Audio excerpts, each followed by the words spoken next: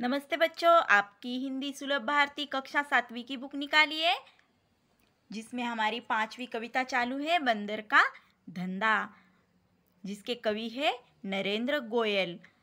तो नरेंद्र गोयल जी ने हमें इस कविता के माध्यम से जो जंगल की वनस्पतियाँ होती है कितनी उपयोगी होती है इसके बारे में बताया गया है। परिचय देखते हैं। जन्म हुआ है इनका 21 अक्टूबर 1963 पिलखुआ गाजियाबाद उत्तर प्रदेश। इनकी रचनाएं हैं गीतमाला, गीत गंगा, गीत सागर, झूला झूले, चींची चिड़िया आदि। परिचय है इनका। नरेंद्र गोयल जी आप बाल मनोविज्ञान के ज्ञाता माने जाते हैं।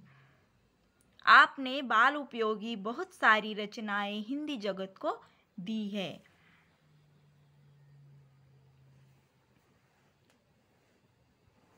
प्रस्तुत कविता में कवि ने वनौषधियों द्वारा होने वाले पारंपरिक उपचारों, उसके प्रभावों पर हास्य के माध्यम से प्रकाश डाला है। तो चलते हैं कविता की ओर। हाथ लगा बंदर के एक दिन टूटा फूटा आला। आला यानी क्या? टेटेस्कोप। जो डॉक्टर के पास रहता है, ऐसा एक टूटा फूटा फेंक दिया हुआ आला उसके हाथ में लगा। झट बंदर ने पेड़ के नीचे कुर्सी मेज ला डाला। झट बंदर ने क्या किया? आला हाथ लगने के बाद पेड़ के नीचे कुर्सी और मेज लगा दी। एक कुर्सी और एक टेबल वहां पर डाल दिया।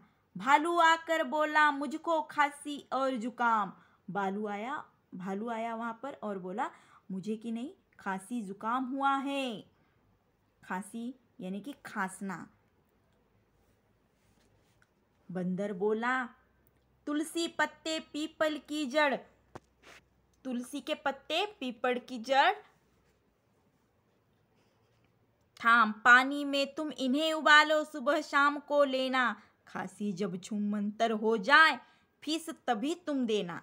देखो बंदर क्या बोला कि तुम क्या करो, तुलसी के पत्ते पीपल की जड़ इनको क्या करो, पानी में उबालो और सुबह शाम इनको पियो। इसके बाद आपकी खांसी जुकाम छूमंतर हो जाएगा। छूमंतर होना यानी चले जाना, चले जाएगा तब तुम मुझे आकर फीस दे देना। उतने में क्या हुआ, बिल्ली वहां पर आई। बिल्ली बोली मुझको आया 104 बुखार। मैं शिकार पर कैसे जाऊं, जल्दी से इसे उतार। देखो बिल्ली वहां पर आई और बंदर को बोली कि मुझे कि नहीं 104 बुखार है।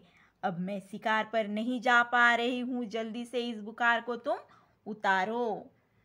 बंदर बोला, देखो बिल्ली को क्या बंदर बोला, रसगिल्ले का 3 बार तुम पीना, कल से ही तुम डांस करोगी ईना मीना डीना।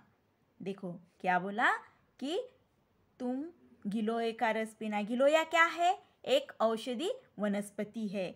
तो इस गिलोय का रस तुम 3 बार पियो, सुबह दोपहर और शाम को। तो इसे क्या होगा, कल से ही तुम डांस करोगी ईना मीना डीना। तभी वहां पर लोमड़ी आई। देखो तभी लोमड़ी आकर बोली चिकना सुंदर मुझे बनाओ, मैं ही दिखूं सबसे सुंदर ऐसी बूटी लाओ। देखो क्या बोली, मुझे बहुत ही सुंदर दिखना है, मुझे चिकना सुंदर दिखना है, ऐसी कोई बूटी मुझे ला कर दो जिसे मैं सबसे सुंदर दिखूंगी।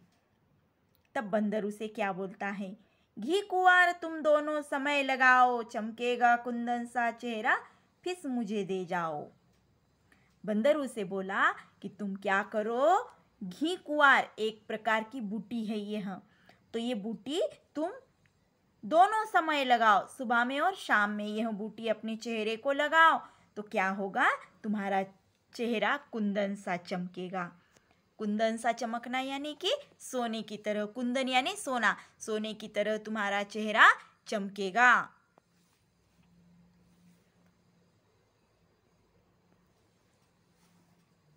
और मेरी फीस मुझे देकर अब भी जाओ।